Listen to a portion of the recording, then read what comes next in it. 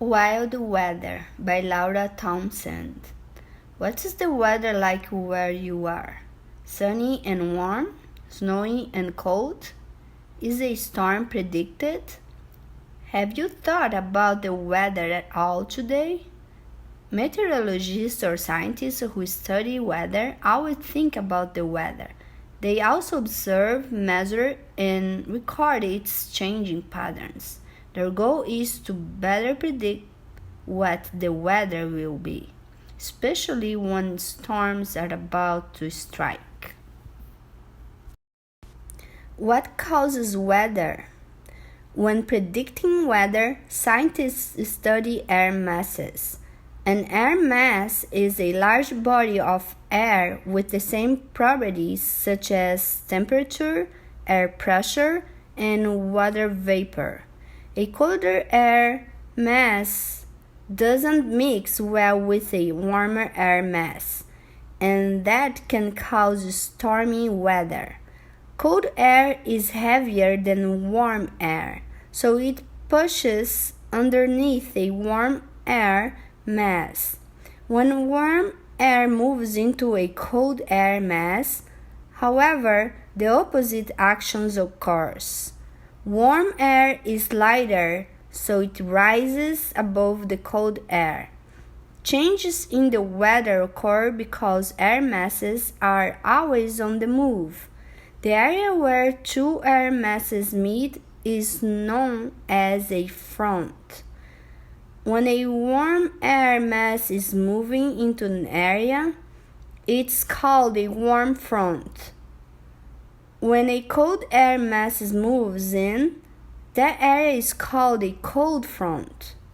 Scientists also study air pressure to predict the weather. Air pressure is the weight of air pressing down on you. High air pressure causes the weather to stay calm, but if air pressure begins to drop, watch out. This can lead to really wild weather. Warm front. Warm air is lighter, so it lifts above a cold air mass. Cold front. Because cold air is heavier, a cold front pushes a warm air mass upward. What causes hurricanes? Hurricanes affect the weather in the United States each year. Begin as tropical disturbance, some storms continue to gain force and size. Once their wind speeds reach 74 miles per hour, the huge rotating storms are officially labeled hurricanes. A hurricane forms over warm ocean's waters. Its winds begin to circle around an area of low air pressure, creating clouds and thunderstorms. More warm, wet air gets pulled upward, causing the storm to become larger and stronger. Wind speeds build, air pressure drops, and the storm keeps strengthening because of the warm, wet air feeding it. Eventually, a dangerous hurricane is born. Pushed ahead of a hurricane, the ocean surface may rise up to 33 feet higher. These storm surges can be as wide as 100 miles and can smash into shorelines like bulldozers. If a hurricane comes ashore, it brings heavy rain, flooding, and powerful winds, causing damage to property and harm to people and animals. A hurricane may be as wide as 300 miles. It can travel thousands of miles and last for more than a week. Once it reaches cooler seas or moves across land, however, the hurricane loses its energy source. As a result, it begins to weaken. A look at a hurricane. Storm clouds can reach 8 miles into the atmosphere. The hurricane's fastest winds spiral around the eye wall. The air inside the eye is calm. Over the warm ocean, a hurricane gains strength because it pulls in huge amounts of water vapor. What causes thunderstorms? About 45,000 thunderstorms occur around the world every day, bringing rain, wind, lightning, thunder, and sometimes hail. These powerful storms develop when the air masses of different temperatures come together. Thunderstorms begin to form as warm, humid air rises rapidly.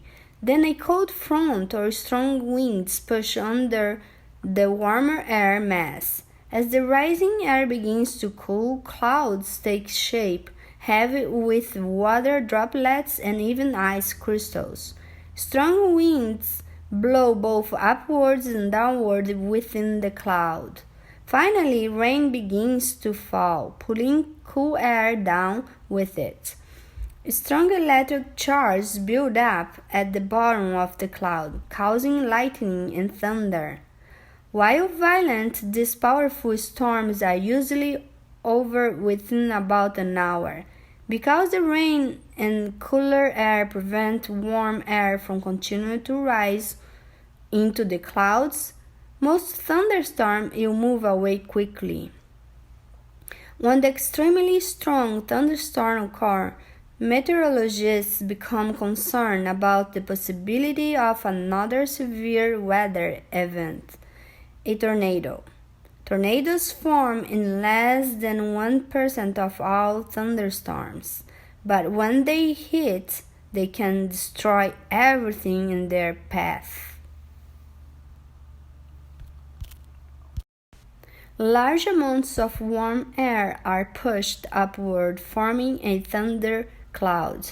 These upward movements of air, called updrafts, can reach speeds of 62 miles per hour. What causes tornadoes? A violent twisting column of air racing across the plains may be exciting to see in a movie, but few people want to see one in real life. Some tornadoes generate the fastest winds on Earth. Their wind speeds may reach over 300 miles per hour. Tornadoes form when winds spin a funnel or column of air at the base of a storm cloud. Rapidly rising air in the funnel pulls warm, humid air into it. The fast spinning air creates an area of low air pressure in the funnel's center. Due to the low pressure, air on the ground continues to rush into the funnel and to join the cloud above. The swirling funnel begins to lengthen. If conditions are right, the funnel touches down and the tornado begins to move along the ground. These violent storms typically have narrow paths of destruction. Nevertheless, their roads may cover many miles. Tornadoes are more difficult to predict than other storms. However, with advanced weather tracking, meteorologists are now better able to warn people and give them time to take cover.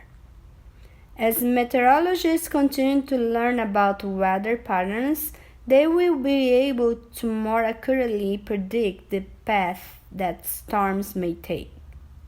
This means less chance of loss of life and property. With better forecasting, people have more time to prepare, so wild weather doesn't have to be so scary. Sudden changes in wind directions and speed create a violent spinning funnel that may become a dangerous tornado.